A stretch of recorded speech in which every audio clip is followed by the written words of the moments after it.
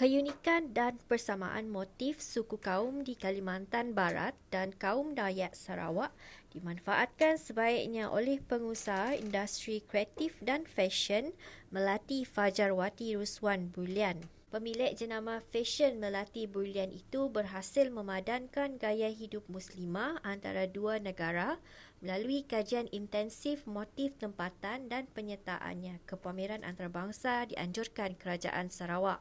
Jelas Melati peluang untuk mengembangkan perusahaan penggiat industri di Kalimantan Barat semakin baik dengan usaha kedua-dua kerajaan membangunkan ekonomi merentasi sempadan.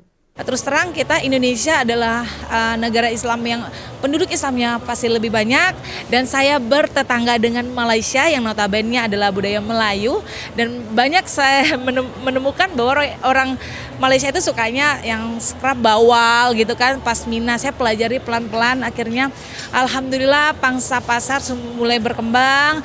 Waktu mengikuti beberapa pameran, saya disupport dari Bank Indonesia, Bank Mandiri, kemudian Dekranas Dakota, saya disupport sama beliau-beliau itu.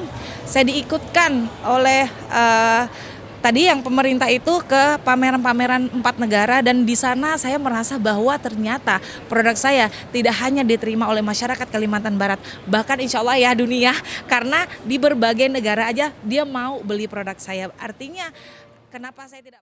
Tambah Melati bagi mengukuhkan kedudukannya dalam pasaran fashion, motif tradisional perlu berinovasi dan disesuaikan dengan cita rasa pengguna yang moden tanpa menghakis nilai sesebuah warisan.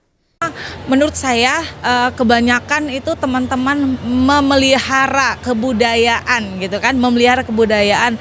Tapi saya memelihara kebudayaan, kemudian saya mentransformasi kebudayaan sehingga bisa diresap oleh semua lapisan kalangan masyarakat. Dari yang muda yang tua bisa pakai gitu. Kenapa?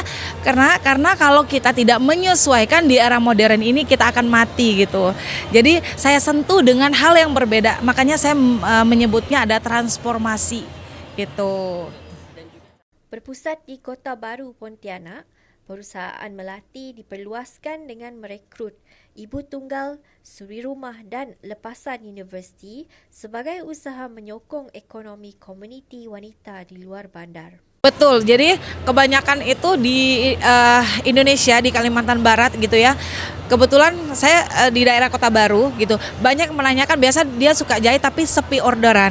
Nah, sementara kita ada orderan, tapi karena saya tidak mungkin melaksanakannya sendiri, ya kemudian tenaganya kita kurang, akhirnya kita hire.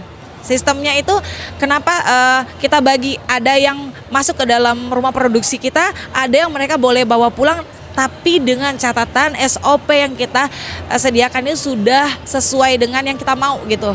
Jadi untuk kualitas tetap kita jaga walaupun dia bawa pulang ke rumah. Tujuannya tentu Melati antara 26 usahawan daripada Indonesia yang dijemput khas mengikuti pameran Sarawak Design Week di Pusat Konvensyen Borneo Kuching BCCK bermula pada 13 hingga 16 Februari 2023 yang lalu.